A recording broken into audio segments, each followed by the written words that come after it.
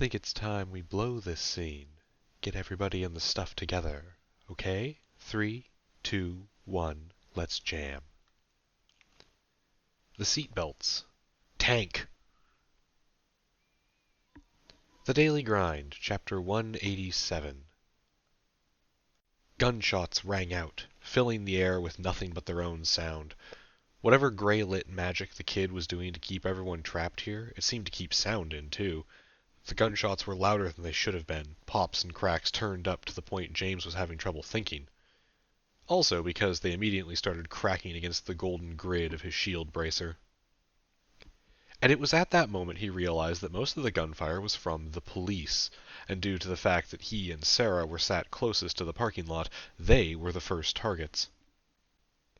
"They're shooting at us!" Sarah yelled alongside the low whump of a grenade launcher and a can of tear gas crashing through a window, a manic laugh in her voice as she processed the fact amid the screams from the handful of employees and diners at the restaurants around them who were starting to realize there were bullets in the air, and that the police were, in fact, shooting at everyone. James checked his bracer, 26 shields left and dropping as the cops took aim at them. Took aim badly, though. Only 1 in every 5 or 6 shots was coming close enough to trigger the shield, and those things had a pretty wide range. "Back!" he called to Sarah, interposing himself between her and the cops, letting her keep her bracer set to something else. Sarah didn't run right away. Instead, she swept her arms back, planted one foot forward, and whipped an arm around in a wild windmill motion. Her ethereal, magnetic musculature caught on the edge of the lawn furniture with the motion, and she leaned into it, the table that she and James had been sitting at spinning away like a metal pinwheel, remnants of their lunch spraying into the surroundings, while the table itself crashed through the advancing front line of the police, sending men sprawling to the ground. "Sorry!" Sarah yelled as the gunfire eased up while her targets sought cover, and she sent one of the chairs on a similar vector before being pulled back. James followed, sliding behind a low brick planter that had a tree in it near where Alana and Karen had been having their now aborted diplomatic meeting. "Hell of a day, huh?" he asked Karen with a shaking voice as he ducked his head down to keep out of the line of fire. The woman just looked back at him with raised eyebrows from her low crouch, a pistol held pointed down in a professional grip in hands that were still shaking. A thundering detonation sounded, a thin lick of flames curling around their cover but not burning them. From around them, James tried to pick out the shouts and screams. The alchemist's Nobel Guard was fighting the old lady, the militia was trying to leave, apparently. The police were just shooting people? Crushing the rude thought he had about that, James tried to analyze what the fuck was going on and found that it didn't really matter in the moment. "All right, Alana?" James met his partner's eyes. "You ready for a boring job?" "Always," she replied crisply. "Get Karen out of here. There's a barrier or something, but that way." He pointed down the right side path of the courtyard. "You can at least get around the corner and maybe into one of the shops. Get her clear." "I can..." "Nope." Alana cut Karen off, clapping a hand onto her shoulder. She looked down at James. "I love you. Don't die." And then, during a brief lapse in the gunfire that was still chipping at the brick and breaking windows around them, she shoved Karen to her feet and toward the fresh cover of one of the brick pillars, keeping a hand on the woman's shoulder, aiming for a path that would take them out of the line of fire. Karen was a lot of things, and James realized that some of those things might surprise him, but Karen also had a kid waiting for her back home. He turned to Sarah. "You get the kids, I'll get the alchemist," he said simply. Sarah nodded once, a riot of panic determination and manic glee warring for space on her face. Then she dropped to her stomach and started crawling along the low brick wall. "Can anyone else hear me?" James sent over his wavering link. The problem here was that Pendragon was the one carrying their central receiver, and Pendragon was outside of the barrier, and the local Wi-Fi braids that they had were about as powerful as a cell phone hotspot, which meant they were unreliable and not working very well right now. "Team 2, if you can hear me, hunker down and don't get killed," he sent. James moved to peek up over the wall, but spotted a man in a police uniform and vest moving with specific steps around behind his cover. Not specific. His brain had just enough time to register it as jerky, a rough motion, before the cop raised his gun and started putting bullets down on James's flank. James shot back, the Walther he had in a concealed back holster dropping into his hand like an old friend, the vectors and potential evasion lines from his enhanced aim letting him put down 4 shots, 3 of which took the man's knees out. Something was wrong, and as bitter as James could be about the structure of U.S. law enforcement, he wasn't going to start slaughtering cops if he could help it. At least, not until he ran out of shield bracer charges. Especially not if they were moving like they were being dragged. 17 charges left, also. He winced. No time to worry, though. Most of the rest of the police were dragging their fallen away from Sarah's impromptu projectiles, so James had some seconds before they started shooting at him again. He peeked over the wall. The woman who reminded him of his grandma was dueling the Nobel mercenary, and it wasn't really a close contest. In the same way that a cloud would occasionally duel with a mountain, one of these people was going to come out unscathed. In the brief exchange, the man tried to pull back and bring his machine pistol up, but the woman just flickered forward like a dancer that could warp space and slapped the gun out of his hand. The Nobel might have been waiting for this, judging by the 2 other guns scattered around the courtyard that had already had this treatment done to them, and as the woman curled her fingers into a claw that scythed through ghostly flesh without touching it, the Nobel's arm began to glow a bright cherry red. He lunged, she fainted, and then, the instant before the arm detonated, the woman had a blade in her hand. All of a sudden, a wash of warm kindness came over James, and it seemed to stagger everyone else around the courtyard, too. Then the woman cut the Nobel's arm off, right where the explosive, potion-induced tumor was forming. Yanking dripping red flesh and corroding bone away, she flung the limb over her shoulder. One of the guys from the militia caught it, and died a second later when the thing blew up and immolated him, catching one of his buddies in the side. Most of the militia broke instantly, one of them throwing the gun that they were holding down and running back the way they came. Their leader, the big guy, was yelling some kind of command at the rest and firing back wildly into the courtyard, while the other one, who actually bothered to aim his overly decked-out rifle, started putting bullets into the old woman. It felt like a lot of those shots should have hit her, but instead, every time a bullet got close, one of the tiny little charms woven into her hair shattered. "Now stop that!" she admonished, a rush of kindness and compassion coming with her words, and the shooters froze. Then she turned back, blade missing, and punched the Nobel that was still clutching the stump of his arm in the head hard enough to crumple him sideways. James spotted Euphrates, their errant alchemist, crawling toward the door of the insurance office, and he made a quick choice. Keeping low and moving to one of the nearby brick pillars, he followed in pursuit. A stray gunshot deflected off his shield as he moved, and then another one didn't, as it buzzed past his ear like a mosquito, and James nearly shit himself as the brick next to his head shattered in a puff of dust and rock splinters. "Duck!" came a screamed frantic word in his head, the impression of a spike of an arrow pointed downward, appearing in front of him. James listened, getting low and feeling his hair rustle as a bullet parted it before he was around the cover. He considered adjusting his defense, but he was down to 16 charges now, and the police were still the ones who were shooting the most. He pressed his back against the concrete, trying to steady his breathing. The jingle of a bell, by sheer bad karma not covered by a gunshot, announced Euphrates' escape attempt as he pushed the door open. "No running away now," the smiling woman said kindly, moving up toward the door. "Get out here. Face death with some dignity, Euphrates." James tensed, the thought that maybe this challenge wasn't that smart, as he prepared to step out. You can't kill him," a young man's voice challenged the woman. James tilted his head a fraction of an inch, and there, between the woman and Euphrates, was one of the students. He was bleeding from a gash on his head, wobbling on unsteady feet, and entirely unprepared, but he was standing over the alchemist with his sword in a white-knuckled grip. He has to answer to us," the kid challenged her. The woman raised an eyebrow at him, glanced down at the sword, and then reached out almost fondly, taking it by the blade and plucking it out of the kid's grip. "Not bad," she admitted with a nod, looking at the blade. "Made it yourself? Not bad at all, kid. You'll go far if you smarten up." Then she balled her wrinkled, bony hand into a fist, the sword collapsing like light into a black hole. When she opened it again, she was holding another of those little charms, the kind that were woven into her hair. She let go, and it drifted up to tether itself to her scalp, joining with the others. "Now get out of the way." She raised a hand. James moved, interposing himself between her and the kid.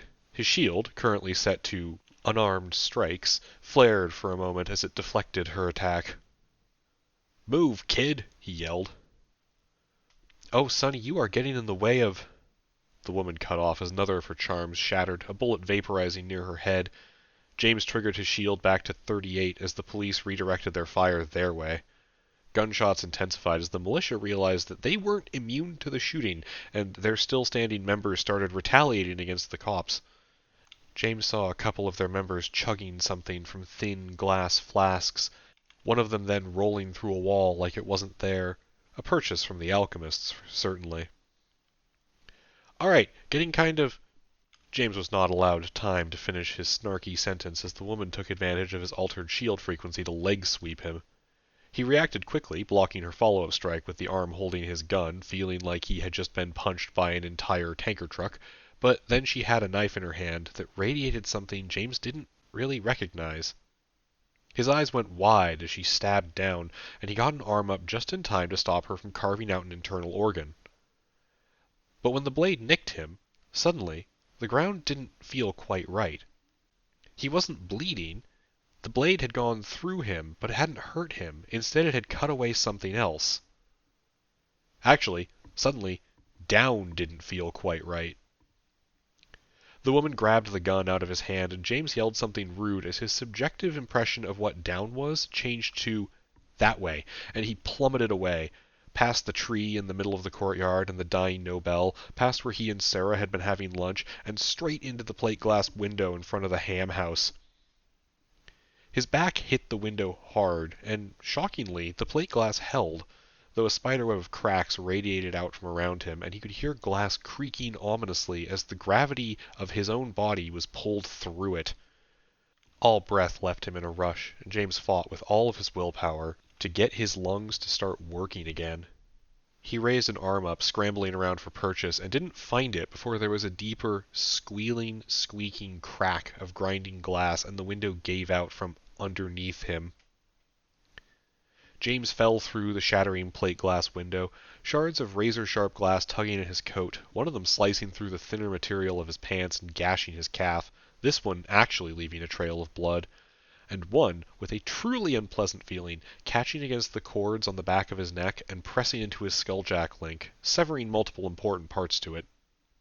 But, at least, not slicing his neck open in the process, so he'd take that as a win. The glass fell down, while James fell down but sideways, so he wouldn't have to worry about landing on it at least. Not that he was thinking anything more complicated than, "oh fuck," during the process. He hit the back wall of the ham house like he'd been thrown off the second floor of a building, breath leaving him again as he landed hard. His left arm crunched as muscle was smashed against a wall decoration of a particularly unhappy pig. Then, whatever had been cut away returned to him. Gravity reasserted, and he toppled to the floor, landing on his feet but falling to his knees with a cough as he sucked in breath after breath. James looked up to see a handful of patrons and staff cowering behind the front counter, hands over their heads, a couple of them praying. There were at least a few bodies in the lobby, either moaning or unmoving, victims not of crossfire but of deliberate targeting by the police of anyone who moved. "Hell of a day, huh?" James gasped out. They stared at him. One of the employees brandished a knife in trembling hands. "Right." James staggered to his feet, brushed himself off, and took a deep breath, and then noticed the militia member crouched by the front window who was staring at him. With a sigh, James met his eyes and started striding over with confident steps. The idiot raised his rifle, and James snagged the toe of his boot onto the strap of a backpack that was strewn on the floor, whipping it up in a shower of glass shards, knocking the gun up into the air as a single shot rang out and threatened to deafen him all over again. Lunging forward, James wrapped the backpack's strap around the man's arm, threw his body weight sideways, rolled the man to the floor with his knee on the guy's back, and the backpack tangling his arm up like a net. "Let go of your gun," James ordered. The dude gasped out some kind of uncomfortable word. He was maybe only a little older than James, mid-30s at most. How he'd gotten mixed up in all this, James didn't know, and frankly, right now didn't give a shit about. He had just fallen sideways and walked it off. This camo-patterned moron was in no position to argue with him, and, as James continued to stare down at his prone form, the man relented, awkwardly letting his grip slide off of his rifle, fingers unclenching as he splayed his hand out. James took the gun, checked the safety, and nodded, shifting off his temporary prey. Get to cover, stay hidden, quit your fucking paramilitary bullshit. I'm not giving you a second chance.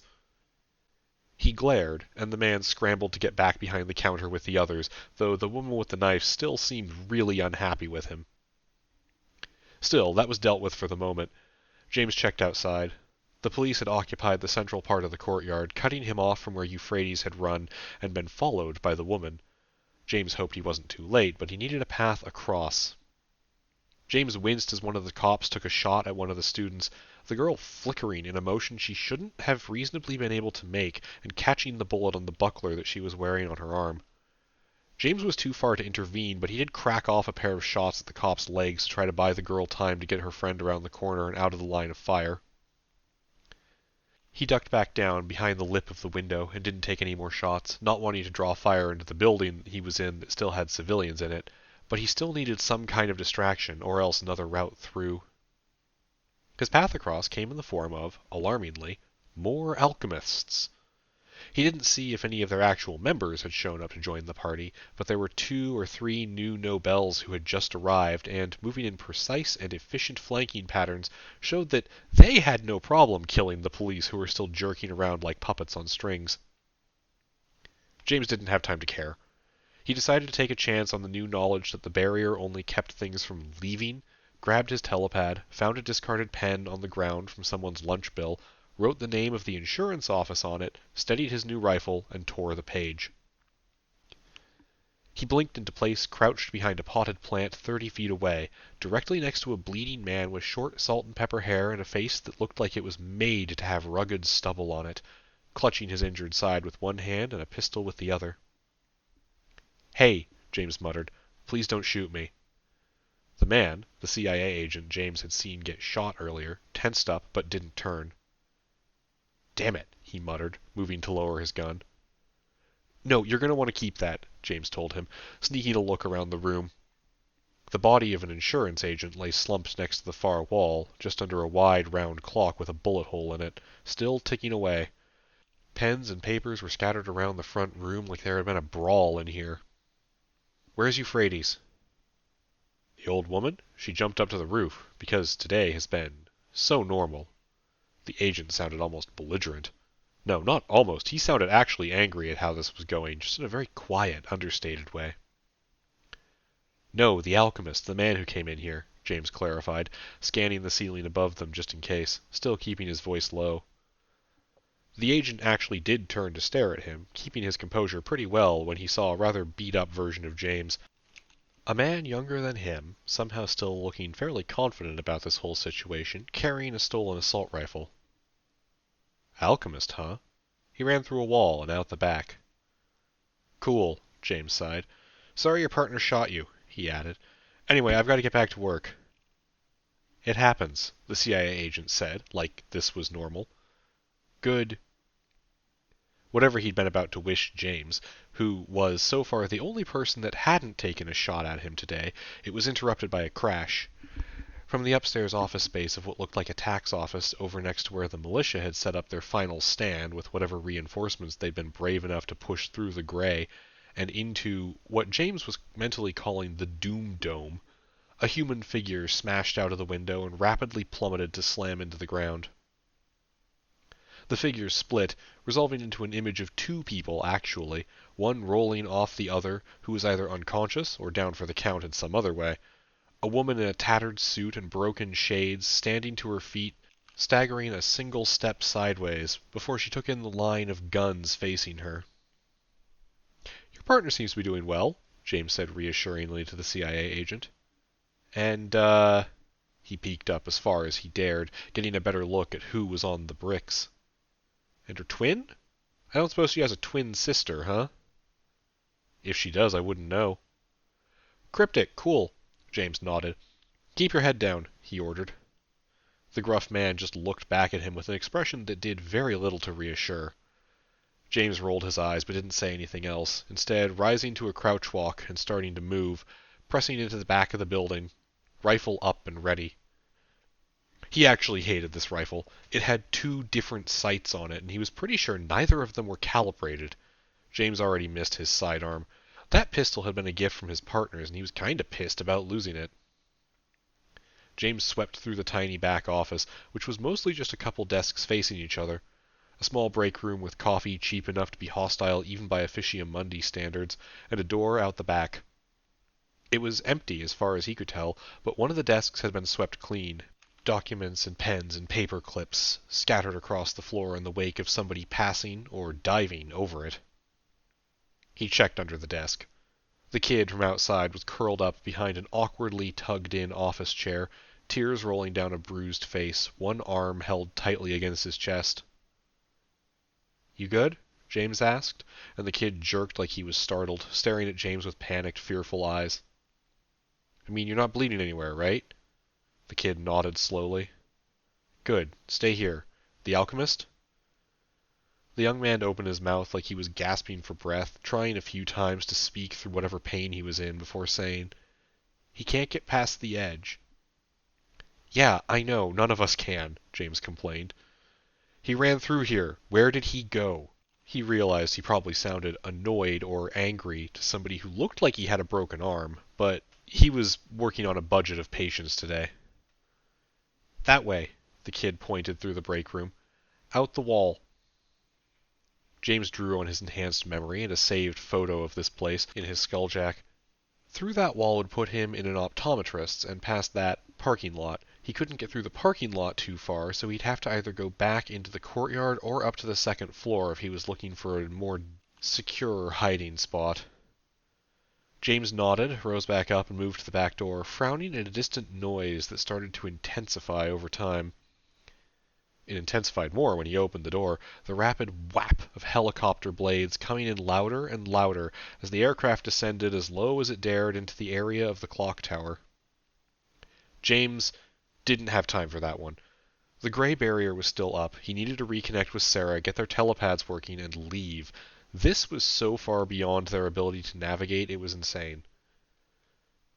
He darted around the back of the building, confident that the barrier kept him from being jumped by anyone, and ducked his head out into the main path of the courtyard. The helicopter, definitely a civilian model, this wasn't some military attack chopper at least, carefully landed on the most open rooftop, allowing a number of people to jump out. It couldn't leave, but it kept the engine running, and James tried to stay back and watch, while also scanning the surroundings for his companions. Alana had just vanished, making effective use of the status quo earrings that she and Karen wore to get somewhere out of the way and hunker down. James was almost positive she wanted to get into the fray, but he trusted her to keep Karen safe. Sarah, though, was nowhere to be seen. The gunfire had slowed while he'd been busy being thrown through a window. It looked like the police, still moving with jerky, almost robotic motions, had more or less secured the area. It also looked like many people who had survived the fight, bystander or otherwise, had been dragged to the central courtyard and were being held at gunpoint. The old woman was nowhere to be seen, neither was Euphrates, but there were 2 other nobles there, with a man James assumed was an alchemist. He tried to focus to get his glasses to tell him, only to realize his glasses were long gone, probably from when he got refenestrated. James shot a nod to the alchemist, who was on the other side of the path as him. Truce? He muttered. The old man glowered at him, and James recognized him as the one that he had cryptically antagonized in a diner about a month back. Oh, yes, truce. I'm sure that won't ruin me. The alchemist looked annoyed. James couldn't say why. He just shot him a smile and turned back to the courtyard. The alchemist's guards had taken up flanking positions ahead of them, under cover from the surrounding buildings, but it looked like that was more of a tense standoff rather than an active gunfight. A standoff that didn't look like it was going to improve with the introduction of Team Rooftop. James tried to send another Skulljack message to anyone nearby to let them know to stay outside the barrier, but then remembered his link was currently just an awkward dangling hunk of cut cable. He unclipped it and jammed it into his pocket, and felt a little better. Couldn't think of what to do, though, so James just hunkered down to watch and wait for an opportunity to do something. An opening that he could take action in. Half a minute of waiting later, there was a flood of compassion washing over the whole area as if exhaled from a very kind star. It was strange to feel an emotion from a direction, but James was also pretty sure he knew what that meant. "So long, Euphrates," he muttered, shaking his head. He didn't have long to mourn their contact, though. Someone poked their head over the roof, and the cluster of standing police in the courtyard almost instantly reacted, turning in a wave and unloading a wall of gunfire. James flinched back behind his wall until the bullets stopped flying, but whoever had exposed themselves didn't sound like they'd been inconvenienced by the assault. "We're not here for you. Let our operative leave unharmed. We're cool," came a charming musical bellow from the roof, rising easily over the helicopter engine.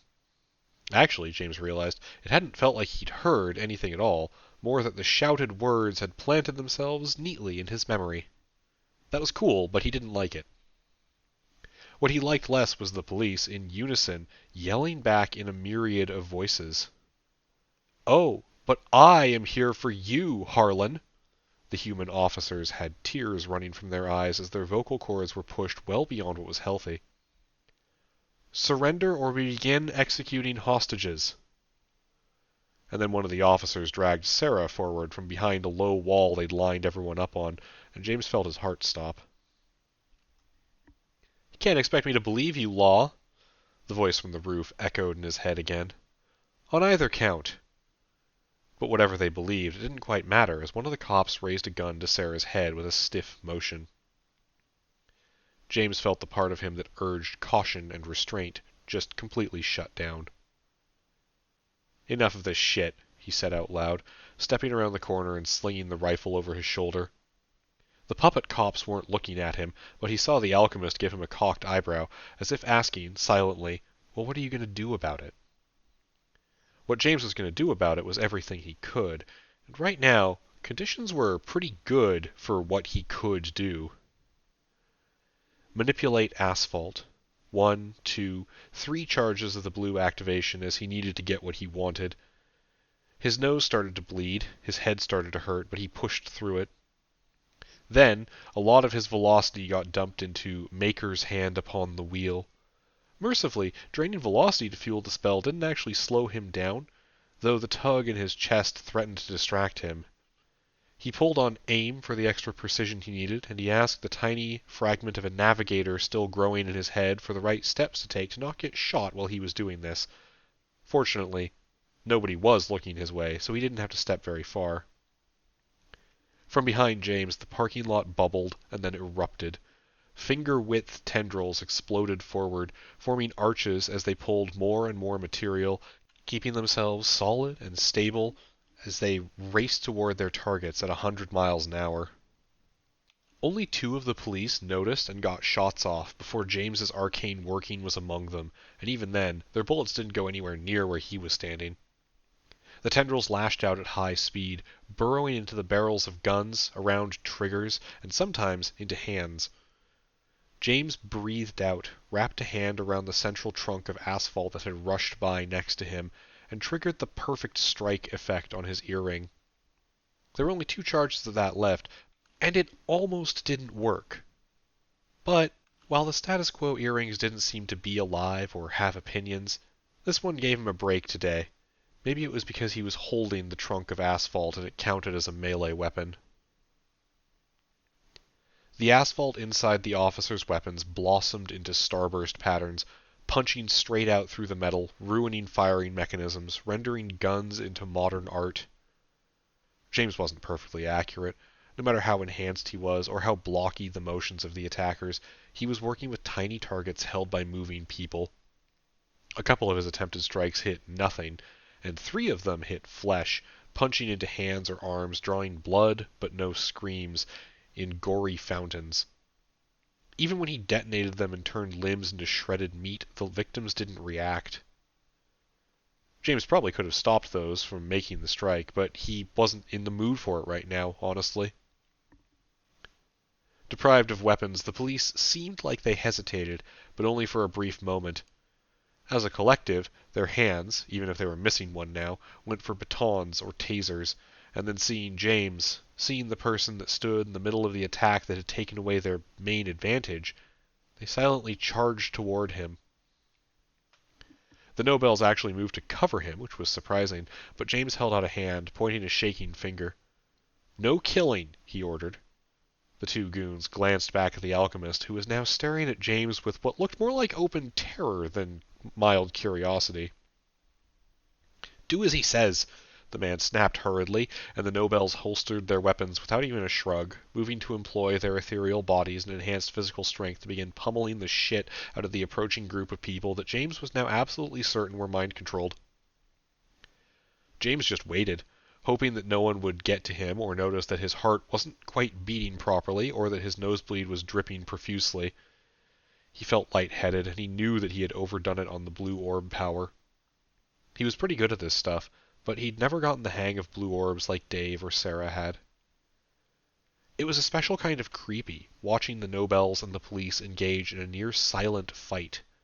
The only sounds were the crackling of tasers, the taps of shoes on brick, and the dull thuds of bodies hitting the ground as two augmented humans with military training went to work against less than a dozen standing police officers that had sticks.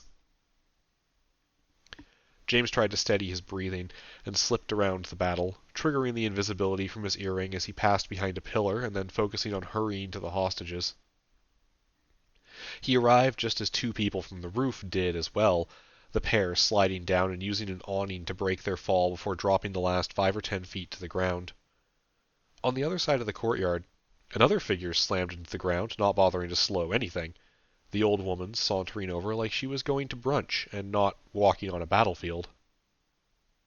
The soldiers had short, dangerous-looking bullpup rifles up, trained on the woman as they spread out, while she just stood there, looking around and shaking her head, a pleasant smile still fixed on her bony, hawkish face. James kept his own gun ready, but not pointed at anyone. Not yet, anyway. He lurked and hoped his invisibility would give him at least a little privileged information. "Well, Euphrates is dead, and I have places to be. I have a social function to get to," the woman said. "If you all don't mind, drop your fate weaving so I can get out of here." The two soldiers paused, glancing at each other and shuffling farther away, but not lowering their weapons. From the hostages, though, sounds started to rise up. People who were in shock began sobbing or started to ask questions, or demand answers. People who were injured were quietly moaning or screaming, and one figure, pulling herself to her feet, glared up at the old lady. The student, barely a teenager it looked like, unarmed but still with the cracked buckler dangling from her arm, looked at the battle-hardened old woman with a fury that James could easily remember feeling when he was that age. "You can't do that," she hissed out. "We needed him to—" "Kid," the old woman said, "don't tell me what I can't do. You don't know the half of it." A pulse of uncomfortable kindness radiated from the woman, and she winced slightly. James doubted anybody else saw that part. "Drop the fate crap," she said, with another burst of emotion. James decided to take a quick risk, operating on a strange instinct he wasn't quite sure about. The woman felt familiar in a strange way that he couldn't place, but he felt like he had a handle on one small thing. He dropped the invisibility and stood up from where he'd been checking on Sarah. "We can help you out with the answers," he said to the kid. "But you should let her go.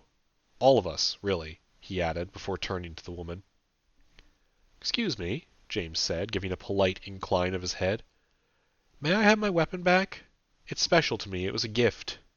He thought for a second, and then held up the rifle he'd stolen. "I'll trade you. This one was probably special to somebody else." All that kindness, all that compassion, suddenly compressed in an almost physical pressure around them, like the world was warping and starting to crack as James offered little more than a polite smile and a friendly little nod. The woman looked at him, an expression of deeply bitter annoyance on her face for a second. "Oh, you cheeky—" She trailed off, before shaking her head and laughing suddenly. "Sure thing, kid." The rough old voice sounded subdued, resigned, as she flicked one of the charms out of her braided gray hair, crushed it in her palm, and flipped her hand around to reveal James's gun held out to him, good as new. But the cracks in the air pulled back as she did. He took the weapon, offered the stolen assault rifle, and got a snort of derision from the woman who just threw it over her shoulder into the bushes. "Now let me go," she said. James looked over at the girl and made a placating gesture as he holstered his pistol. "We know some stuff," he said. "We can at least try to help without you getting shot at, and I think right now all of us need to get out of here. Probably pretty quickly." She wavered, and then, like the weight of the whole day suddenly caught up to her, sagged and dropped back to her knees, shaking the boy next to her and muttering something in his ear. A few seconds later, the gray around them dropped, the dome fading away. The woman grinned and nodded. "All right. You kids be good now," she said, before kicking herself upward and vanishing into the sky. Noises rushed back in. Car alarms, sirens, shouts, and yells. James stood and faced the two black-clad soldiers, their body armor alarmingly familiar. Tattoos on their faces, a riot of color even under the bland light of mid-afternoon Utah on a crappy, overcast day. "Wolfpack?" he asked, resigned, as they tightened their grips on their weapons, focused on him with critical attention.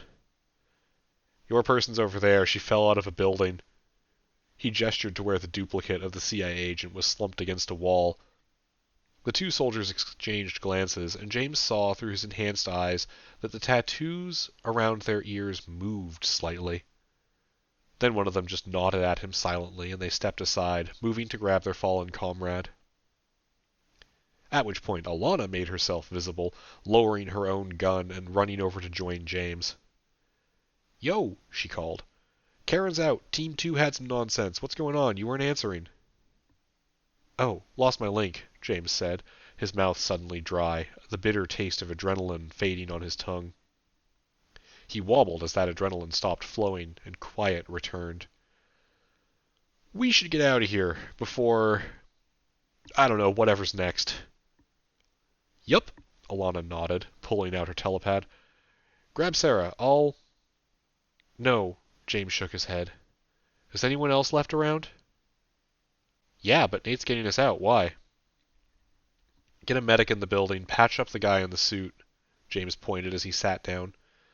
"There's a kid under the desk in the back. He's coming with us. These two also." He motioned to the two next to him.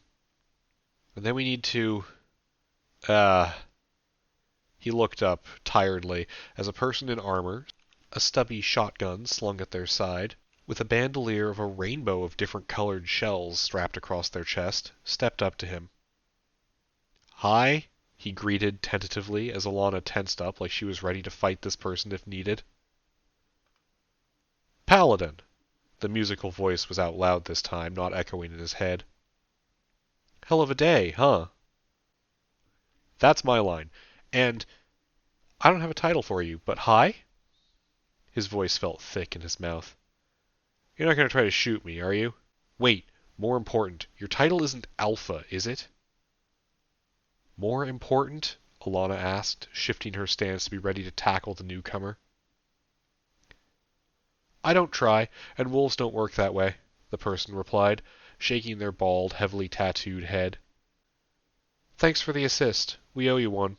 Always nice to have a day with one less monster and no more dead kids, right?" They offered a gloved hand for James to shake, saying the words almost like an incantation. James looked up into warm brown eyes, the person offering not a smile, just a presence. "No more dead kids," he repeated. "You are not what I was expecting," he said, taking the offered hand and getting a single firm shake from it. "I hear that a lot, I think," they said, voice coming in clear, even as their helicopter started beating the air again so loud it drowned out all other noises. The other soldiers were already helping their downed operative up a rope that was being hauled into the sky. Get your people out of here. We can meet up some other time. James and Alana shared a glance as the figure grabbed another dropped rope from the helicopter. Hey, who the fuck are you? Alana yelled. I could ask you the same thing, the person yelled back, before their flight took them up and away from the courtyard. As soon as the helicopter was far enough away that they could hear again, Alana flipped it off. Well, that was fucking infuriating, she said, and then tapped her ear. Dave says Penn can either take him out or follow him if we want. Nah, James said. I like him. Of course you fucking do, Alana grumbled. I do too. Dave's breaking off, she reported to him. EMTs are here, more police arriving shortly. Nick's got everyone you mentioned stable. We can go now, right? I'm awake, Sarah muttered next to James, pushing herself up from where James was standing over her. I can... Ow. Feeling like an idiot, James remembered something and knelt to tap Sarah's neck, dumping an hour of sleep into her.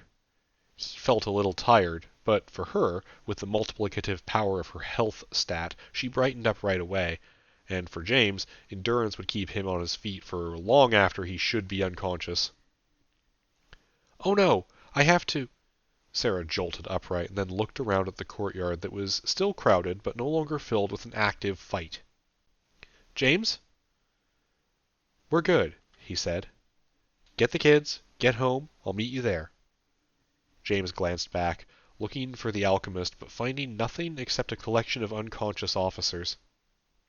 He looked around the courtyard, feeling like he was forgetting something important, but unable to quite place it, or determine if maybe he just had some lingering dizziness from when he fell 30 feet and hit his head. What am I missing? He said, trying to figure out if he was missing anything at all. Nothing worth getting arrested over, Alana told him. Ooh, we could steal all the guns lying around. Sure, grab a couple, James said, buying time to think. But by the time Alana had collected an armful of rifles, 2 flashbangs, a frag grenade, and a pistol that was chrome, he couldn't make his brain latch on to what he was thinking. So the 2 of them teleported out, the last 2 Order members out of the area. It was only when he tried to take a step off the arrival platform and slumped into a heap that James remembered he had been sliced open when he fell through the window, and maybe what he'd forgotten about was blood loss. Adrenaline had taken him pretty far, endurance had helped too, but now he relied on Alana to get him the rest of the way to the infirmary.